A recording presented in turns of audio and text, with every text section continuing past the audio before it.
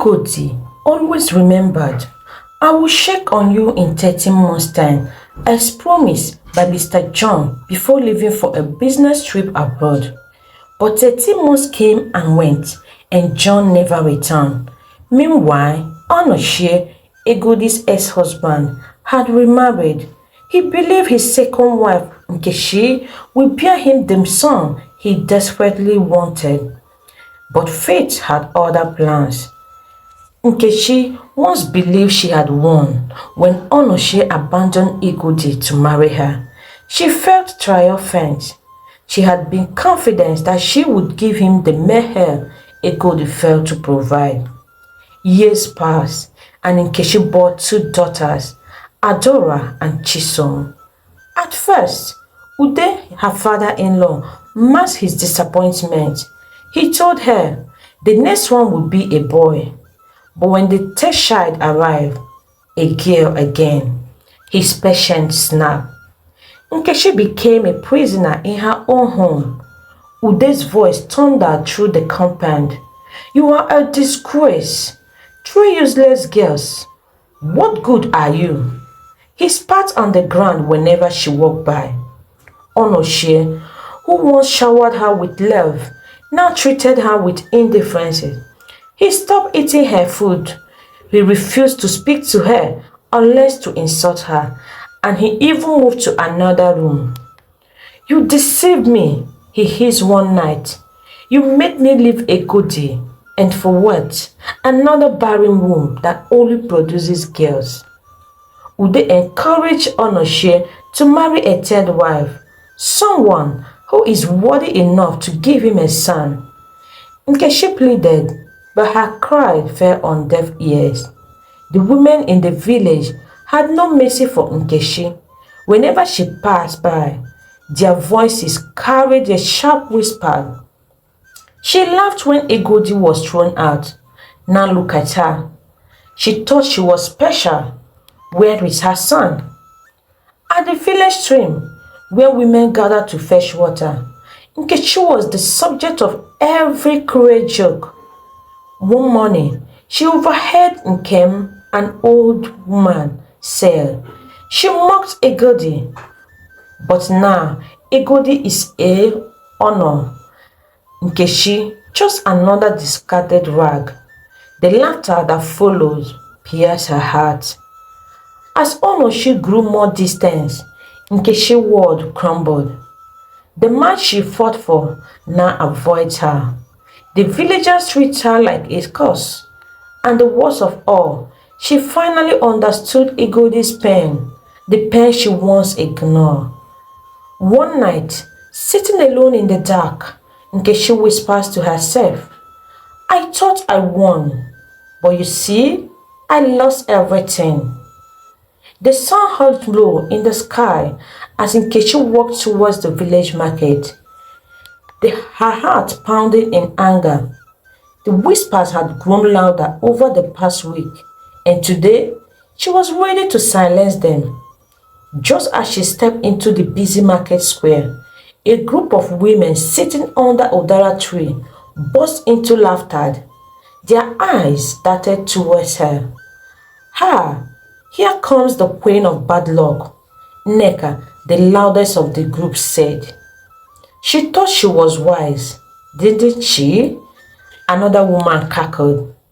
She helped Onochie through Egodi, thinking she would have a son. Now look at her, 3 daughters, and still no male child. Nkechi clenched her fist. And what business of yours is my family? She snapped.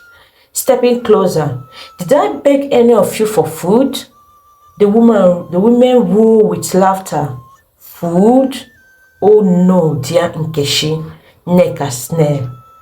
But perhaps we should start gathering coins for you. Soon, Onochie will bring another wife, just as he brought you after chasing Egodi away. Who knows? Another woman added. Maybe this time he will learn and pick a woman who can give him a son. Nkechi's blood boiled. I will not stand here and let you insult me, she shouted. Then sit, dear, one of the women mocked. Maybe the gods will bless you with a son if you humble yourself. They laughed at what defending. Nkechi's hand trembled, but she knew she had no response.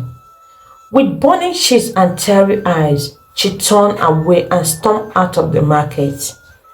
The same evening, Onochie sat among the elders and men of the village in a meeting under a great ileko tree. They were discussing matters of inheritance and lineage, and Onochie was about to make a suggestion when suddenly Okafor, a well-respected man, turned to him. Onochie, he said, stroking his white beard, you have 3 daughters, yes? Onochie shifted uncomfortably. Yes, but not son, another man interrupted, shaking his head. A wave of shackles swept through the gathering. When men are speaking, please keep quiet, Okafor continued. You do not have a son to inherit your land. So, what makes you a man? The laughter erupted again, this time cruel and sharp. But Onochie tried to speak, his face burning with shame. Ha! See how he still wants to talk. Another man sneered. Onochie, go and sit with the women. Maybe they will teach you how to keep your home. The mockery was unbearable. Onochie felt his stomach twist with anger and helplessness. He had always prided himself on being a strong man, but now he was reduced to nothing more than a subject of ridicule. That night, he sat outside his house, his mind raced. This is all Egodi's fault, he muttered.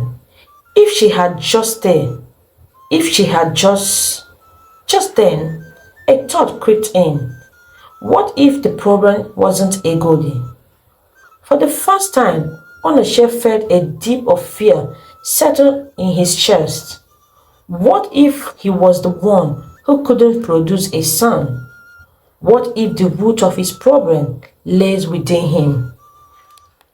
Determined, he clenched his fists. He needed answers, and he must find them no matter what it took. The next day, Ude and Onochie sought for answers. They visited a powerful sorceress, desperate to know why there was no male child in their lineage. The sorceress' eyes grew as she spoke. Your Ude's father committed a great sin. He forcefully testified against a woman's only son, leading to the boy's death, and the mother cursed your lineage. There will be no male heir again in your family. Onochie fell on his knees. Is there no way to undo this? The curse is bound with blood, the sorceress said. You must live with the consequences. Regret consumed Onochie. He had abandoned Egodi for a dream that would never come. However, years later, Egodi graduated as one of the best students in her class and secured a nursing job at the teaching hospital. Life was good, but one thing troubled her. Mr. Jan had never returned. She often stayed at her phone, waiting for a call that never came. Why haven't you called, John? She whispered one night. And just then, Ola, her mother, interrupted her thoughts. My daughter, the pride of her mother, why have you refused to marry again? You see, there is no time on your side as a lady anymore. A woman is like a flower that looks beautiful in the morning, but withers in the evening. Egodi confided in her. Mama, I have no feeling for any man except Mr. John. Mr. John? Ola exclaimed. For how long will you continue waiting for him? She asked. For as long as it takes, Ola replied. For being joy and fulfillment to my life, I will wait. Mama, he is the only one my heart yearns for. I hope You don't regret it, Ola said. Meanwhile, days later, a man who dressed elegantly stepped into the hospital reception hall, and all the nurses, including the patient sitting, gasped in surprise. Igodi, who was carrying a kidney dish and faucet inside the dish, couldn't believe her eyes, and the kidney dish dropped from her hands. She ran and embraced him. I'm sorry it took so long, he said, taking her hands. But I am here now, and I am not leaving without you and the girls. Tears welled in Egodi's eyes. Are you saying? Yes, John smiled. Marry me, Egodi. Let's build a life together. Mr. John proposed to Egodi there in the reception hall, and she accepted. Egodi stood at the hospital reception, her hands still trembling from the overwhelming joy of the moment. The ring on her hand sparkled under the bright light, a symbol of love she had long yearned for. Egodi, you have made me the happiest man today, John whispered, holding her hands. Tears were in Egodi's eyes. And you have given me the hope. I thought I would never love or trust any man after what Onoshe did to me. A few nurses giggled in excitement, while others whispered among themselves. The head nurse, Matron Agatha, stepped forward, her face tanned but her eyes warm. Young man, this is a hospital, not a wedding hall, she said, though small smile played on her lips. But for Egodi, we make an exception. The entire reception burst into applause. The news of Egodi's engagement spread like a wildfire across Ashi village. Women gathered in small circles, discussing the event with delight.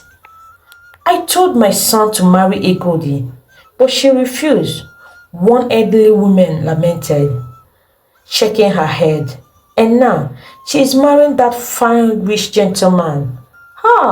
She knew what she wanted. Ola, Egodi's mother, was the happiest of all. She welcomed Mr. John with an open arms when he came visit. You are a good man, my son, she said, patting his shoulder. Thank you for bringing happiness into my daughter's life. She deserves all the happiness in the world, Mama, Mr. John replied, smiling warmly at Egodi, who blushed under his gaze. Meanwhile, in Onoshe's compound, rage bore in his heart as he heard the news. What did you just say? He barked at the young man who brought the gossip. Oga, Egodi is engaged to that rich, handsome man, the messenger stammered. Onoshe slammed the cup of wine to the ground. His second wife, Nkechi, sat quietly in a corner, her face unreadable. So after everything, she has found happiness, Onoshe muttered. And me, look at me, a man mocked by his fellow men because of my choices. Nkechi cleared her throat. You made that choice, Onoshe. You abandoned her when she needed you the most. Shut up, Onoshe ruled. Is it not you that wanted to take her place? And now, what do I have? Daughters, no son. And so, John married Egodi in a beautiful ceremony and took her and the twins abroad. They built a happy life together, filled with love and laughter. As for Onoshe, he lived with regret, knowing he had lost the best thing that ever happened to him. The end. Thank you for watching. Please like to enable this video to spread to a greater number of people. Please kindly subscribe to my YouTube channel to support my growth. God bless you. Bye-bye.